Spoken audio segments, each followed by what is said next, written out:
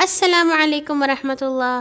ہنستے مسکراتے پیارے پیارے ننھے منھے بہادر بچوں، آج ہم آپ کے لیے لائے ہیں ایک سچی مزیدار کہانی۔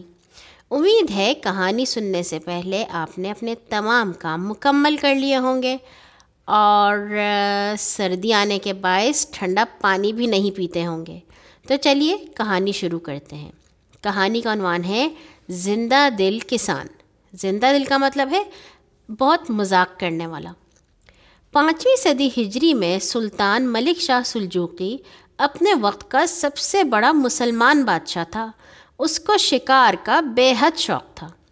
ایک دفعہ نیشا پور کے علاقے میں شکار کھیلتے ہوئے وہ اپنے محافظوں سے جدا ہو گیا اور راستہ بھول گیا۔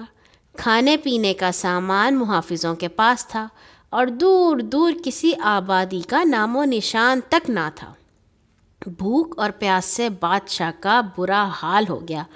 آخر اس نے ریت کے ایک ٹیلے پر چڑھ کر ادھر ادھر نظر دوڑائی تو دور ایک کھیت میں کسان کام کرتا دکھائی دیا۔ سلطان کی جان میں جان آئی اور وہ گھوڑا دوڑا کر کسان کے پاس پہنچا۔ اس نے شکاریوں کا لباس پہن رکھا تھا، اس لیے کسان نے اسے کوئی شکاری امیر سمجھا اور اس کی طرف دھیان نہ دیا۔ سلطان نے اس کو سلام کیا اور کہا، بھائی میں راستہ بھول گیا ہوں اور سخت بھوکا پیاسا ہوں، کھانے پینے کی کوئی چیز ہو تو مہربانی کر کے مجھے دے دو۔ کسان نے کہا، کھانا تو میرے پاس ہے لیکن اس سے میرا پیٹ ہی بھرے گا، کسی دوسرے کو اس میں شریک کر لوں تو خود بھوکا مر جاؤں گا۔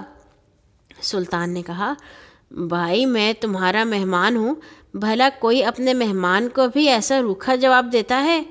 کسان نے کہا، واہ بھائی واہ، مان نہ مان، میں تیرا مہمان، بھلا کوئی زبردستی بھی کسی کا مہمان بنتا ہے؟ سلطان نے کہا، بھائی ان باتوں کو چھوڑو، بھوک سے میرا برا حال ہے، یہ لو میرا چاقو اور روٹی کے 2 ٹکڑے کاٹ کر مجھے دے دو۔ کسان نے کہا، آہا، یہ چاقو تو بڑا قیمتی معلوم ہوتا ہے، کسی نان بھائی کو دو تو وہ تمہیں ڈھیر ساری روٹیاں دے دے گا۔ سلطان نے کہا، اچھا تو تم ہی یہ چاقو لے لو اور مجھے کچھ کھانے کے لیے دے دو۔ کسان کہنے لگا، نہیں جناب نہیں، میرے پاس فالتو کھانا نہیں ہے، تم میرا پیچھا چھوڑو اور یہاں سے چلتے پھرتے نظر آؤ۔ سلطان کو کسان پر غصہ تو بہت آیا، لیکن ایک غریب آدمی کے خون سے ہاتھ رنگنے کو جی نہ چاہا، اس لیے صبر سے کام لیا۔ البتہ اس کو امید بن گئی کہ کوئی گاؤں قریب ہی ہوگا، اسی خیال سے آگے چل پڑا۔ تھوڑی دور گیا ہوگا کہ وہ کسان دوڑتا ہوا آیا اور سلطان کے رکاب پکڑ کر کہا، جناب معاف فرمائیں، میری عادت ہے، میں ہر کسی سے مذاق کرتا ہوں، آپ سے بھی دل لگی کر رہا تھا، گھوڑے سے اتریے اور میری کٹیا میں تشریف لائیے۔ قریب ہی کسان کی گھاس پھوس کی جھونپڑی تھی۔ سلطان گھوڑے سے اتر کر کسان کی جھونپڑی میں بیٹھ گیا۔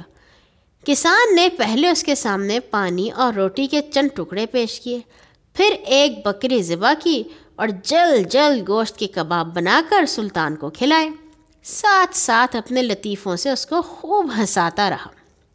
اتنے میں سلطان کے محافظ سپاہی اور افسر آ پہنچے اور اس کو جھک جھک کر سلام کرنے لگے۔ اب جو کسان کو معلوم ہوا کہ یہ کوئی شکاری امیر نہیں بلکہ خود بادشاہ ہے تو خوف کے مارے اس کا رنگ زرد ہو گیا۔ سلطان نے اس کی گھبراہٹ دیکھی تو اس کی پیٹھ پر ہاتھ پھیرا اور کہا، گھبراؤ نہیں، ہم نے تمہارا نمک کھایا ہے، ہمارے دربار میں آنا، ہم تمہیں اس کا صلہ دیں گے۔ کسان نے ہاتھ باندھ کر عرض کیا، جہاں پناہ، مہمان کی خدمت کرنا میرا فرض تھا، اس کے صلے کی امید رکھنا شرافت اور جواں مردی نہیں ہے۔ ہاں، میں نے گستاخی کی جو باتیں کی ہیں ان پر میں شرمندہ ہوں اور معافی چاہتا ہوں۔ سلطان اس کا جواب سن کر بہت خوش ہوا اور اسی وقت حکم دیا کہ اس کسان کو اس گاؤں کا جاگیر بنا دیا جائے۔ اچھا بچوں، آج کے لیے اتنا ہی، کل آئیں گے ایک اور مزیدار کہانی کے ساتھ۔ اللہ تعالی ہمیشہ آپ کو اپنی حفظ و امان میں رکھے۔ اللہ حافظ۔